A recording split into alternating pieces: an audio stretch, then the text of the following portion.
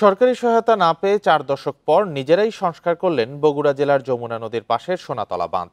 এই সংস্কার নদী ভাঙন থেকে রক্ষার পাশাপাশি পুনরায় তৈরি করেছে স্থানীয় সড়ক যোগাযোগ। এতে করে সোনাতলা ও সারিয়াকান্দি উপজেলার প্রায় 1.5 লক্ষ মানুষের চলাচলের সুবিধা নিশ্চিত হবে। বান্ডেল থাকলে প্রতি সেনমানিতে টাকা বাঁচবে। বিকাশ সেনমানি বান্ডেল কিনে জিতুন প্রতি লেনদেনে।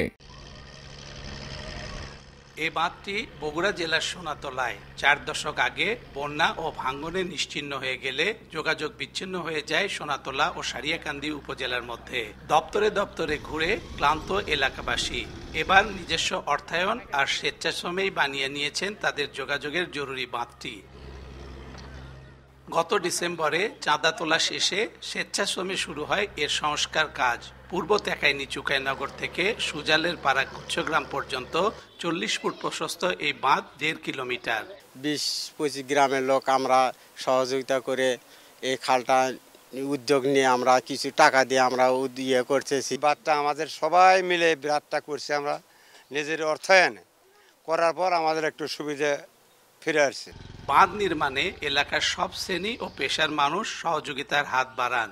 500 থেকে 1 লাখ টাকা পর্যন্ত চাঁদা দিয়েছেন স্থানীয়রা। এলাকার সমস্ত ভিক্ষুক থেকে শুরু করে উচ্চ পর্যায়ে যারা আছে সবাই অর্থ দান করেছে এবং এই বাঁধ নির্মাণ করতে গিয়ে কিছু সরকারি রাস্তা ছিল, বাকি যে 4000 ফিটের মতন আছে হলে বেসরকারি লোকের রাস্তার জমি জমা যারা প্রায় 20 থেকে 25 বিঘা জমির মতন হবে তারা দান করেছে রাস্তার সুবিধার জন্য।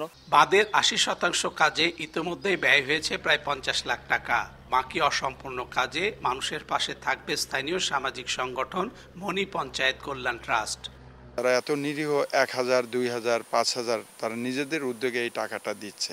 তাদের পাশে আমি অনেক আগে থেকে আছি, ইনশাল্লাহ এখনও থাকবো এবং আমার সোর্স থেকে যদি গভর্নমেন্ট লেভেলে কোনো সুযোগ থাকে আমি সেটা করব। 1940 সালে সরকারি নথিতে উল্লেখ করা পূর্ব তেকাইনি চুকাইনগরের বাঁধটি 1984 সালের বন্যায় ব্যাপক ক্ষতি হয়। এতে বিপদে পড়েন বগুড়ার 2 উপজেলার অন্তত 40 গ্রামের 50,000 মানুষ। Hasibur Rahman, independent news, Sonatala, Bogura.